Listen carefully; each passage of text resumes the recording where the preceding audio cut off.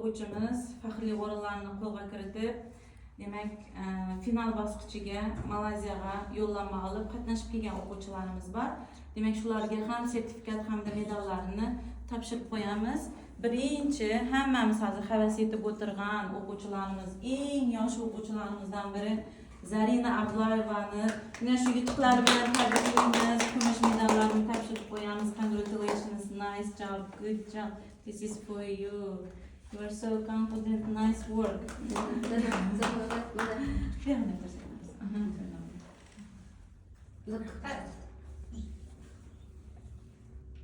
Resim ham bo'ldi.